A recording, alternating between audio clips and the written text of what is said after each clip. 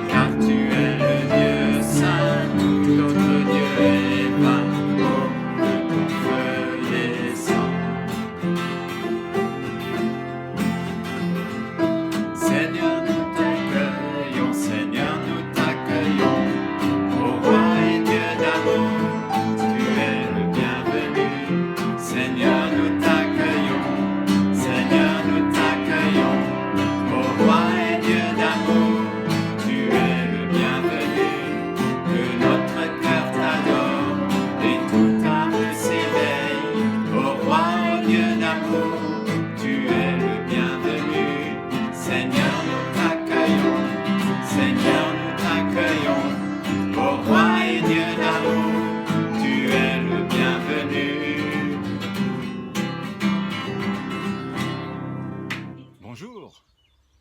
Demain est le jour du déconfinement partiel et progressif en France.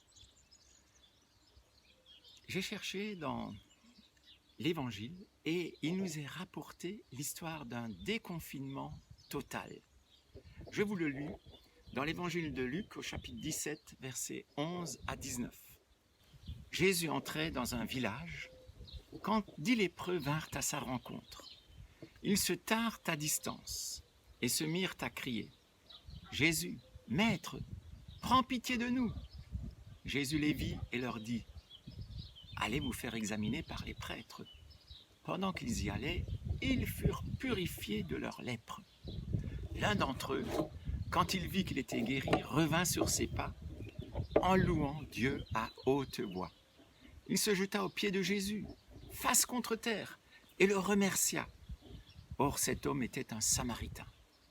Jésus dit alors, « Est-ce que les 10 n'ont pas été guéris? Où sont les 9 autres? Il ne s'est trouvé personne pour revenir remercier Dieu, sinon cet étranger? » Puis Jésus lui dit, « Relève-toi et va, ta foi t'a sauvé. » Ce beau récit révèle le cœur de l'Évangile. Pour commencer, nous avons affaire à un tableau attristant. La non-vie de ces 10 lépreux, malades, exclus de leur famille, exclus de la communauté. Ils vivent dans un ghetto. Ils subissent une condition sans issue. Mais ils ont la bonne initiative de venir à la rencontre de Jésus. Le texte précise qu'ils se tenaient à distance. Comme on dit de nos jours, ils respectent la distanciation réglementaire, un peu comme les signalisations mises en place dans nos lieux publics. Et un cri d'angoisse retentit. « Jésus, Maître, prends pitié de nous !» Jésus les voit. Il entend leurs cris. Il les envoie au sacrificateur. À ce moment-là, ils sont encore lépreux. Mais ils font confiance à Jésus. Ils obéissent et en chemin, ils sont guéris. La tâche des sacrificateurs consistait à constater la guérison. Les 10 lépreux ont cru Jésus sur parole et se mettent en chemin guéris. Augustin disait, il faut comprendre pour croire. Mais plus encore, il faut croire pour comprendre. Et croire, c'est faire confiance. Quelle est la définition de faire confiance? C'est permettre à quelqu'un de faire quelque chose sans craindre le résultat. Donc ils continuent, après leur guérison, leur chemin vers la vie, vers leur communauté religieuse, vers leur avenir. Et un seul parmi les 10, un Samaritain revient vers Jésus. Les Samaritains étaient les voisins étrangers habitant la Samarie. Jésus lui demande, « Où sont les autres ?» Le Samaritain pourrait répondre qu'ils sont déconfinés, ils ne sont plus enfermés. Ça fait des jours, des semaines, des mois, des années qu'ils parlent de ce moment. Enfin déconfinés, ils peuvent rejoindre leur famille. On ne va quand même pas les blâmer. Ils sont déconfinés. Et pourtant, sur les 10, un seul a donc choisi de revenir en arrière, de retarder sa sortie. Peut-être pour mieux sortir, il revient, il se jette aux pieds de Jésus, face contre terre, et le remercie en chemin, en y allant, il loue Dieu. Et Jésus lui dit, « Relève-toi et va, ta foi t'a sauvé. » Je voudrais partager avec vous 3 applications de ce récit des évangiles. Premièrement, ce texte parle de la relation entre la foi et la guérison. Ici, il y a 100% de guérison. On pourrait dire qu'il suffit d'avoir la foi pour avoir la guérison. Mais comme l'a dit un pasteur de la région, rescapé du Covid, si je suis là aujourd'hui, je n'ai pas plus de mérite que mes amis qui sont morts. Ils avaient la même foi que moi. Il y a une approche de la foi qui me semble présomptueuse et qui pour moi est clairement le résultat d'un manque de connaissance de qui est Dieu. Il nous faut revenir à plus d'humilité. Fin de citation. La Bible dit « Pleurez avec ceux qui pleurent et réjouissez-vous avec ceux qui se réjouissent. » D'un autre côté, il est bon de prier pour ceux qui sont malades et l'Évangile, Jésus, nous y enjoint. Écoutez ces paroles encourageantes de Jésus. Celui qui demande, reçoit. Celui qui cherche, trouve, et l'on ouvre la porte à celui qui frappe. Y a-t-il quelqu'un parmi vous qui donnera à son fils une pierre si celui-ci demande du pain? Ou lui donnera-t-il un serpent s'il demande un poisson? Vous qui, mauvais, vous savez donner de bonnes choses à vos enfants, à combien plus forte raison votre Père qui est dans les cieux donnera-t-il de bonnes choses à ceux qui les lui demandent? Prions donc à la fois avec audace dans notre position d'enfant de Dieu et en même temps demeurons dans l'humilité, sachant que notre bon Père céleste a toutes les données, il est omniscient et il est digne de toute confiance. Première application, la relation entre la foi et la guérison. Deuxième application de ce texte, demain, déconfinés, nous risquons de passer à côté de la vraie guérison que Jésus veut nous offrir.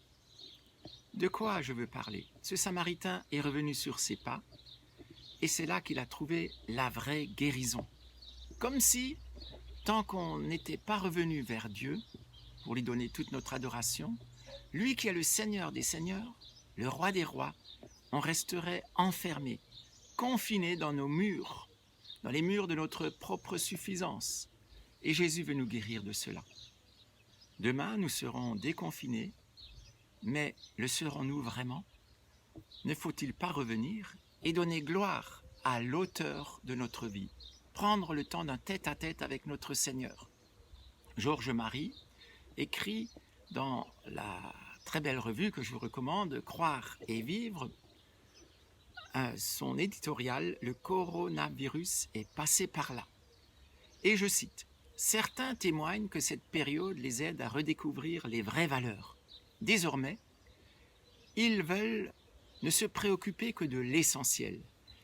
Ils souhaitent retrouver le sens de la vie, la valeur de la famille, apprécier le privilège de l'amitié et des petits plaisirs quotidiens.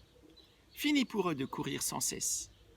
Ils prennent désormais le temps d'apprécier la vie. » Et Georges Marie d'ajouter, « Hélas, je suis certain que dès que l'épidémie sera derrière nous, notre monde reprendra très vite sa frénésie de consommation, sa folie de rendez-vous et d'obligations futiles.